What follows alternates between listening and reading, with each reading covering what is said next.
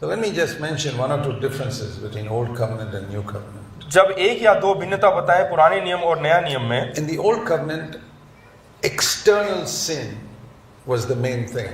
और पुराने नियम में देखते हैं कि बाहरी रूप से जो पाप है उसको देखा You जाता know है। the commandments. आप लोग जो है Ten हुक्मों को, 10 हुक्मों को जानते हैं Don't worship idols. कि आप मूर्ति की पूजा ना करें Don't take the Lord's name in vain. और परमेश्वर का नाम व्यर्थ ना लें Keep the Sabbath. और सबत दिन को माने, Honor your father and mother. अपने माता पिता का आज्ञा पालन करें, Don't kill. आप खून ना करें, Don't steal. चोरी ना करें Don't commit adultery. और व्यभिचार ना करें, When you're in court and swearing, don't tell a lie. और जब आप शपथ लेते हैं तो झूठ ना बोलें। It was all external. ये सब बाहरी रूप है, Except the last commandment. केवल आखिरी वाला। The last one was internal. लेकिन आखिरी जो है अंदरूनी है। Don't desire your neighbor's wife. आप अपने पड़ोसी की पत्नी की इच्छा ना करें, It's not touching her. Don't desire. वो छूना नहीं, उसकी इच्छा ना करें, Don't desire your neighbor's house. और अपने पड़ोसी के घर के कोई भी चीजों का इच्छा ना करें। 9 commandments were external. और 9 हुक्म, 9 व्यवस्था जो दिया गया, आज्ञा दिया गया, वो बाहरी रूप The है। 10th was internal. लेकिन 10वां जो है वो अंदरूनी है Nobody could keep it. और वो कोई पालन नहीं कर Even सकता। the Apostle Paul says, I kept the whole law. और Philippians 3. और फिलिपियों 3 में प्रेरित पौलुस कहता है कि मैं सारी व्यवस्थाओं को But मानूं। in Romans 7 it says, the last one I could not keep. When it says, you shall not desire, I couldn't keep that. और उसके बाद बोलता है रोमियो 7 में कि आखिरी वाला जो है मैं उसको नहीं पालन कर So पाया। why did God put that one commandment there? तो आखिर में एक ये हुक्म परमेश्वर As ने the व्यवस्था में last क्यों दिया? आखिर में क्यों दिया?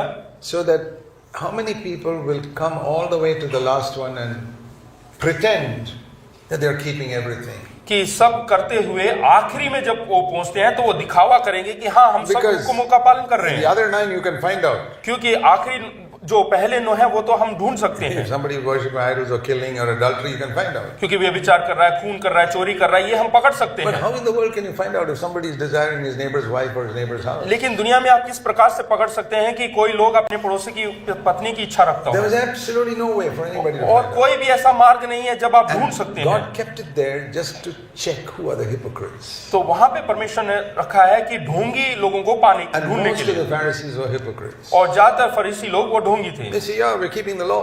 और वो बताना चाहते हैं कि हम सारी व्यवस्थाओं का पालन करते हैं। And no one would challenge each other about the 10th commandment because nobody could keep it. और 10वां जो हुक्म है उसका कोई चुनौती नहीं दे सकता, क्योंकि कोई उसको पकड़ नहीं सकता। But Paul was honest, Romans 7. लेकिन पौलुस जो है वो He says, 7वें वचन में, when रोमियो 7 में ईमानदार when है, I read that last commandment, I discovered. और वो आखिर में कहता है कि मैंने खोज कर लिया है। He says, I discovered, I want to read that verse to you, Romans 7. हाँ, रोमियो 7 जो है मैं आपके लिए पढ़ना चाहता हूँ। He says, I discovered verse, the last part of verse 7, when the law said you shall not covet. और यहाँ पे आखिर Verse में 7, the last part of verse 7. हाँ, यहाँ पे 7 के आखिर में व्यवस्था यदि ना कहती कि लालच मत कर तो मैं लालच को ना जानता। But sin, verse 8, produced in me all types of desires. और यहाँ पे 8 में लिखा है, परंतु पाप ने अवसर पाकर आज्ञा के द्वारा मुझ में सब प्रकार का लालच उत्पन्न किया। Not only I lusted after my neighbor's wife and neighbor's house, I lusted after so many other women as well. और वो ये नहीं कह रहा कि ना केवल मैंने अपने पड़ोसी की पत्नी और पड़ोसी के वस्तुओं की नहीं, लेकिन बहुत अधिक चीजों का भी मैंने लालच किया है। He's honest. और वो ईमानदार है। God said, there is an honest man. तो परमेश्वर ने कहा, देखो यहाँ पे एक ईमानदार व्यक्ति I है will lead him into the new covenant. और उसको मैं नए नियम में लेकर चलूंगा। Do you know what is the first thing God requires from you? क्या आप जानते हैं कि परमेश्वर सबसे पहले क्या चाहता है? It's not holiness. और ये पवित्रता नहीं, It's honesty. और ये वफादारी या ईमानदारी। You know what is the sin that Jesus condemned the most when he was on earth? क्या आप जानते हैं कि परमेश्वर ने सबसे ज्यादा कौन से पाप को दोष लगाया? It was not adultery. ये व्यभिचार नहीं। The woman caught in adultery, he said, I forgive you, don't do it again. और जो व्यभिचार में पकड़ी गई स्त्री को परमेश्वर ने कहा कि मैं माफ करता हूं, तो आगे से मत करना। Not because it's not serious. It is serious. ऐसा नहीं कि ये कोई गंभीर पाप नहीं है। It is serious. That's why he said, don't do it again. हाँ, ये गंभीर पाप है, इसलिए उसने कहा कि आगे मत करना। Not even murder. The murderer on the cross, he said, you'll come with me to paradise. और खून भी कोई बड़ा पाप नहीं, क्योंकि खूनी को कहा कि आज तू मेरे साथ होगा। Which is the biggest? सबसे बड़ा Adultery and murder are serious sins. There's no doubt about it. और व्यभिचार और चोरी जो है बहुत गंभीर पाप है। But there's one that Jesus condemned more than anything else, लेकिन एक ऐसा पाप है जो परमेश्वर प्रभु यीशु मसीह ने सबसे ज्यादा दोषी ठहराया which is not in the 10 Commandments, और वो 10 हुक्मों में नहीं है which is hardly mentioned in the Old Testament. और पुराने नियम में वो कहीं पे लिखा भी नहीं गया। You know what that sin is? क्या आप जानते वो क्या है? Hypocrisy. वो है ढोंगीपन। And the word hypocrite in English is a Greek word actually. It's not an English word. और जो ढोंगीपन है वो अंग्रेजी लफ्ज नहीं है, शब्द नहीं है, वो ग्रीक है, यूनानी है। Unfortunately, they did not translate that word. They just put it the same way as it is in Greek, hypocrite. और उन्होंने जो है उसको जो है तर्जुमा नहीं किया, लेकिन वैसा का वैसा लिख दिया। Like baptism. Baptism is another Greek word. जैसे कि बैप्टिज्म है, बपतिस्मा है, वो भी एक यूनानी They were लफ्ज है। afraid to translate it because it will disturb all the child baptism people. क्योंकि उन्होंने इसलिए उसका तर्जुमा नहीं किया क्योंकि जो बच्चों को बपतिस्मा देते हैं वो लोग परेशानी में पड़ जाएंगे। Baptism in Greek means immersion. That's what it means. और बपतिस्मा का मतलब है डुबाना, They didn't translate it. लेकिन उसका तर्जुमा नहीं किया। And most Bibles don't translate it today also because most Christians won't buy that Bible there. और आज भी उसका तर्जुमा नहीं करते क्योंकि ज्यादातर मसीह लोग नहीं खरीदेंगे नहीं तो उसको। Hypocrite means actor in Greek. और जो ढोंगीपन है इसका मतलब है दिखावा करना, एक्ट करना, You know, today नाटक करना। in Greece, if you ask somebody in Greece 2000 years ago in the land of Greece, अगर जो आप ग्रीस में वहां पे कोई अगर जो 2000 साल पहले पूछते हैं where can I meet all the hypocrites? कि मैं ढोंगी लोगों को कहाँ मिल सकता हूँ, You say go to the theater, and the drama theater, there all the hypocrites are there. तो वो बोलेंगे नाट्यालय में जाएं जहाँ पे नाटक होते हैं, थिएटर्स वहां पे मिलेंगे। I mean, today we say go to the church, but those days they say go. और आज बोलेंगे कि ढोंगी नाटक करने वालों को मिलना है तो कलीसिया में जाओ। But those days they said go to the theater. हाँ, उन दिनों में वहां पे थिएटर में बेचते थे। So the word Jesus was telling them was don't be actors. यहाँ पे प्रभु यीशु मसीह कहना चाह रहा है कि आप नाटकबाज ना बने। That is the meaning of hypocrisy. और वही अर्थ है He ढोंगीपन का। condemned it like anything. और उसने सबसे ज्यादा उसी को ही दोषी There's माना a whole है। chapter on it in Matthew 23. और मत्ती रचित सुसमाचार 23वें अध्याय में पूरा एक किताब लिखा And गया what है। is the thing he's telling them? और वो उनको क्या बताना चाह रहा You है? clean the outside of the cup, but the inside is all dirty. और वो बोल रहे हैं कि बाहरी रूप से तो बिल्कुल साफ सुथरे है लेकिन अंदर पूरा मैल है, गंदा है। When you clean a cup in your kitchen sink, जब आप अपने रसोई घर में अपने बर्तन धोते हैं या कप धोते हैं, aren't you more careful to clean the inside क्या- rather than the outside? क्या आप अंदरूनी भाग ज्यादा साफ करते हैं क्या नहीं? We hold a cup with our hands, but we won't put our finger inside. हाँ, हम कप को जो है बाहर से ऐसे पकड़ते हैं लेकिन अपनी उंगली अंदर नहीं डालते। Even when you give a cup to somebody, even an honored guest, you hold it in your hand and give it. या किसी सम्मानित व्यक्ति को जब आप पानी देते हैं तो बाहर से पकड़ कर देते हैं।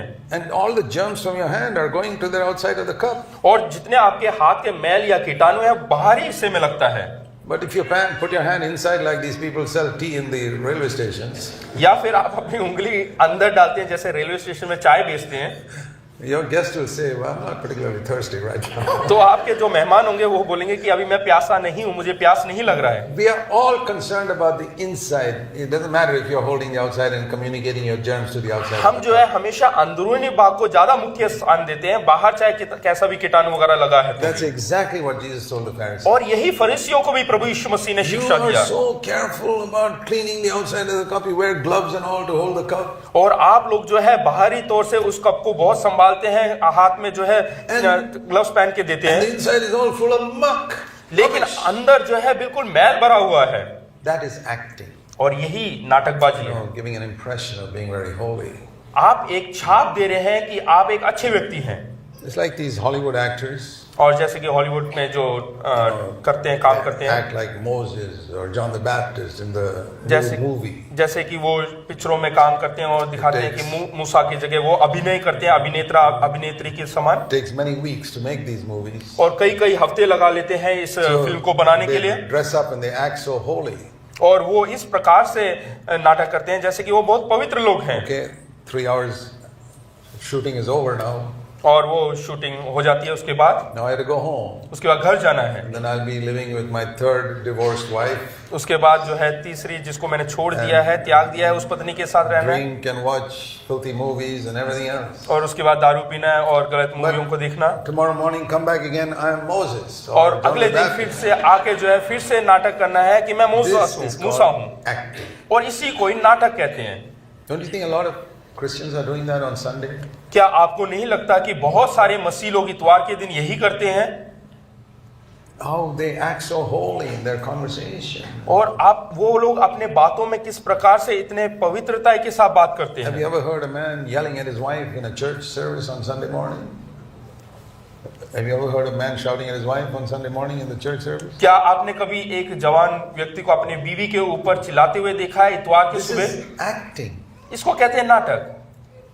To be honest means I'm the same at home as I am in the church Sunday morning. और एक ईमानदार व्यक्ति का मतलब यह है कि आप घर में और कलीसिया में दोनों जगह एक समान हैं। That means I'm always conscious of the presence of Jesus Christ. इसका मतलब मैं पूरा ध्यान देता हूं प्रभु यीशु मसीह के उपस्थिति के बारे में। This is the way to test your hypocrisy. और यही एक परीक्षा है आपके ढोंगीपन होने का या ना होने Now का। imagine one day you hear a knock at the door.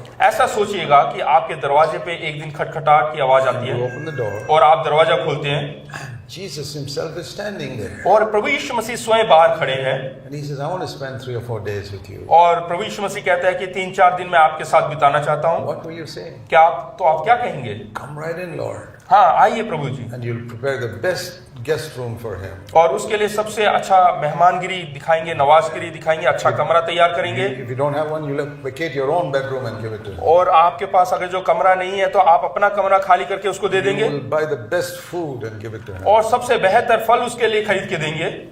But will you have to change some of your behavior in your house that day? क्या उस दिन आपको क्या अपना स्वभाव कुछ बदलना पड़ेगा? Will you have to speak very kindly to your husband or wife that day? तो उस दिन क्या आपको अपने पत्नी या पत्नी को बहुत धीरे से धीमे से बात करना पड़ेगा? Not the normal way you speak to them. जैसे आम दिनों में बात करते हैं उस प्रकार से नहीं। And certain TV serials that you regularly watch, you will not watch because now Jesus is in the house. और कुछ टीवी प्रोग्राम्स ऐसे हैं जो आप लगातार देख रहे हैं, वो उस दिन आप नहीं देखेंगे। Would you have to hide some magazine somewhere which are lying around? या कुछ मैगजीन जो किताबें हैं वहां पे पड़ी हुई है उनको छुपाना पड़ेगा। Would there be things you have to change in your house because Jesus is there? क्या आपको कुछ घर में कुछ चीजों को इधर उधर करना पड़ेगा क्योंकि प्रभु यीशु मसीह आपके घर में है? And another day, और and दूसरे दिन another day, third day, और तीसरे fourth दिन, day, चौथे दिन, and you're so well behaved. और आप अच्छी तरीके से जो है वहां पे सबसे बात कर रहे हैं और बर्ताव कर रहे हैं, But it's a strain for you. लेकिन ये एक अलग सा चीज है आपके As लिए। you're about to switch on the TV, you suddenly realize, oh, Jesus is here. जैसे ही आप टीवी चालू करने जा रहे हैं आपको महसूस हो रहा है कि प्रभु यीशु मसीह आपके पास है। And on the fourth day, और चौथे दिन he says, okay, Jesus, I'm going. और आप बोलते हैं कि यीशु कहता है कि मैं जा रहा हूँ। Of course, you'll say nice words to him. You're so glad to have you and all that. It's great to have you here. हाँ, आप अच्छे अच्छे लफ्ज का इस्तेमाल करेंगे कि हम बहुत खुश हैं कि आप हमारे घर में आए, ये सब बातें And when कहेंगे। he goes away, जब वो जाएंगे what will you say? आप क्या कहेंगे? Now I can relax and be myself. आप एक लंबी सांस लेकर बोलेंगे हाँ अब मैं आराम फरमा सकता हूँ। Then you're a hypocrite. तो आप एक नाटकबाज हैं। We say Jesus is in the house. हम बोलते हैं कि प्रभु यीशु मसीह हमारे घर में है, We don't really want him. लेकिन हम असलियत में उसको नहीं चाहते हैं घर You में। don't believe me. अगर जो आप विश्वास नहीं करेंगे मुझ पर, Spend one day in your house when you go back. आज आप जो है एक दिन वापस जाने के बाद उसके साथ बिताएं Husband and wife remind each other. और पति पत्नी जो है एक दूसरे को From सुनो, morning till night, सुबह से लेकर शाम तक। you imagine that Jesus is physically there in your house. आप इस प्रकार से सोचे कि प्रभु यीशु मसीह शारीरिक तौर से आपके घर में मौजूद है। If one forgets, let the other remind. अगर जो एक भूल जाता है तो दूसरा उसको याद दिलाए Ask your children to remind you. और उसके बाद अपने बच्चों को बोले कि मुझे याद दिलाए Jesus is here. प्रभु यीशु मसीह आज हमारे बीच में है। How will you do? How will you live that day? तो उस दिन आप किस प्रकार से जीवन जिएंगे? What sort of movies will you watch? किस प्रकार के फिल्म आप उस दिन What sort of देखेंगे? books will you read? किस प्रकार की किताब आप पढ़ेंगे? Will you remember to read your Bible that day in the morning? क्या उस दिन आप याद रखेंगे कि सुबह बाइबल पवित्र कलाम पढ़ना है, Which you don't normally do. जो कि आप साधारण तौर से नहीं करते हैं? Ask yourself, just for one day, test it out. एक दिन के लिए आप इसकी परीक्षा लें। If you're serious about saying, Lord, I don't want to be a hypocrite in my life. अगर जो आप गंभीरता से लेते हैं कि प्रभु जी मैं बिल्कुल ढोंगीबाज नहीं बनना चाहता हूँ I'm giving you a prescription that will deliver you from hypocrisy. और मैं आपको एक राय देना चाहता हूँ जहाँ पे आप जो है इससे छुटकारा पा सकते हैं ढोंगीपन Once से। you finish that day, और वो दिन बीतने के बाद ask yourself, do I want to live like this every day? आप अपने आप से पूछे कि क्या मैं इसी प्रकार हर दिन जीना चाहता हूँ, Or was it such a strain living like that? और ऐसा बहुत ही अनोखा चीज है जीना। The devil's deceiving you. जो शैतान है वो आपको धोखा देगा। Jesus said, my yoke is easy, my burden is light. प्रभु यीशु मसीह ने कहा मेरा जुआ जो है हल्का है।